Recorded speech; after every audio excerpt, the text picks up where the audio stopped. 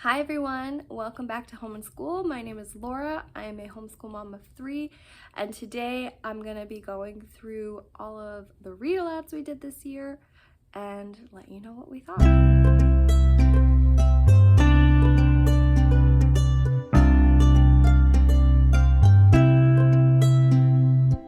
Okay, so first I'm going to show you the read alouds we did this year, let you know which ones we enjoyed, which ones we didn't enjoy so much, and then I'm gonna kind of go over my reading list plan for this coming school year, 2023 to 2024. So the first book that we read this year was The Mouse and the Motorcycle by Beverly Cleary. This was a great beginning of the year book, I think. It was fun. My son really enjoyed it. My daughter got into it, and she was pretty young at the beginning of the year. She had just turned 4. And because of this book, my son actually ended up reading pretty much all of the Beverly Cleary books on his own throughout the year this year. So this was definitely a good one. I highly recommend it for younger boys, especially, just because it's fun with the mouse really wanting to ride the motorcycle, and there's some scenes that are a little bit more adventurous and stuff, so it was definitely a good read. The next one we read was Charlotte's Web. This is a classic. It's on all the reading lists out there for young kids for like first chapter books and stuff. So it was definitely really enjoyable. My kids really loved it. I'm actually really happy too that I hadn't let my kids see the movie yet. They were really able to enjoy the story, and then when they got to see the movie, it just kind of made it, I think, more fun to watch the movie and be like, oh, I remember that from the book, you know. So this was definitely a great one. The next one we read was The Bears on Hemlock Mountain. This is a shorter little book. It's pretty small, but it is a chapter book, and it was definitely a fun read. My kids really enjoyed this. There was like this constant question of, are there actually bears on Hemlock Mountain?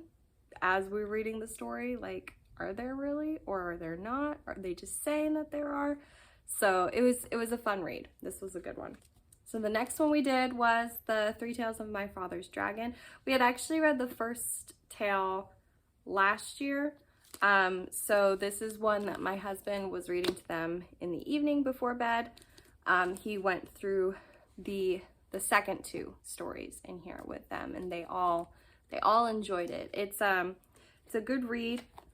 I feel like the chapters aren't too long, which makes it, I think, a little more enjoyable to read, because the chapters are substantial enough that there's something happening, but they're not so long that you feel like you're waiting for a really long time for the chapter to be done, if you know what I mean. So this was definitely a great one. The next one we did was The Little Prince. My husband had read this one as a kid, I guess, and he really wanted to do this one with the kids.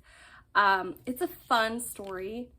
I mean, it's a classic story, you know, so I think there were definitely some themes and thoughts and ideas that totally went over my kids' heads, but the overall story was definitely very enjoyable for them still, and they were asking for this one every night. The next one I read this one to them during our table time, is Charlie and the Chocolate Factory. This, I think, was probably one of our favorites of the year. It's just such a good story, and some of the ridiculousness of characters and thoughts, and, you know, just some of these things were just so fascinating for them to listen to, and they really enjoyed the storyline. When Charlie got the golden ticket, spoiler, sorry. When Charlie got the golden ticket, my kids were like out of their chairs jumping up and down with like happiness for Charlie, and it was just, they really got into this one. So this one was an awesome read for us. I think it was probably our favorite of the year. We also read My husband also read Beatrix Potter stories with them this year. I don't have that book with me, but I'll put it here. If you haven't heard of Beatrix Potter, I'm pretty sure everybody has. And I mean, they enjoyed those stories so much. I think certain stories are a little more enjoyable out of the Beatrix Potter collection. Like, I tried to see if we could read through almost all of them, and there was a few that they just didn't get into as much as others. I think their favorite was probably, I think it's called The Tale of Samuel Whiskers. I don't know. It's the one with the roly-poly pudding, you know, where he's like rolling him into a pudding to like eat Tom Kitten, and my kids love that one. I mean, I remember loving that one as a kid too, so that was good. They definitely enjoyed those stories though. Like I said, some more than others. And then we also read The Borrowers. This was not as much of a hit, honestly, and I thought they would enjoy it because the idea of the story is like these, you know, tiny people living inside your house, using your stuff, you know, and that's why your keys go missing and safety pins and all that kind of stuff, you know. So I thought they would kind of enjoy, but it was definitely a very slow, it's slow moving story. And there's quite a bit of vocabulary and language in it that are words that we don't necessarily use on a daily basis. So yeah, they did not get into this one as much, and it took us a long time to finish it, actually. This is one that my husband was reading to them before bed, and it took a couple months for us to finally sit down and try to finish it. So not our favorite of the year, although I enjoyed the story myself, but not a favorite of my kids. Another one that we read, which I don't have on me at the moment because we got it from the library, was The Wild Robot, and I'll put it up here so you can see. So this one was interesting.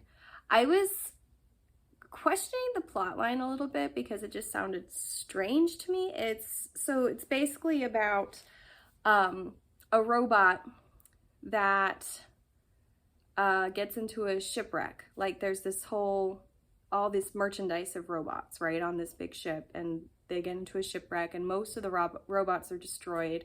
But this one washes up on the shore of this little island, and by some crazy chance, some seals turn him on, and he like powers up and he's on, and this is all he's ever known, is this island. And it's basically about him adapting to life on the island.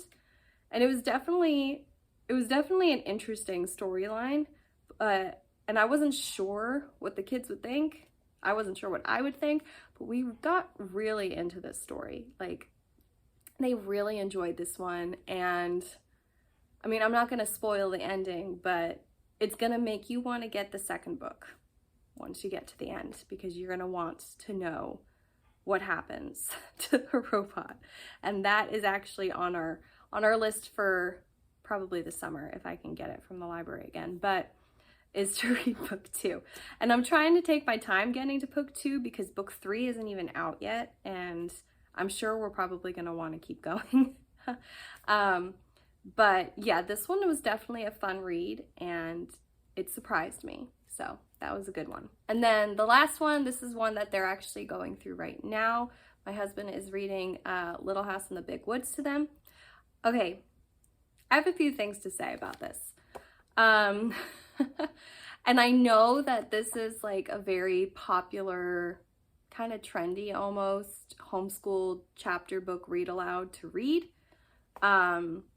And I think that's great. I read these as a kid.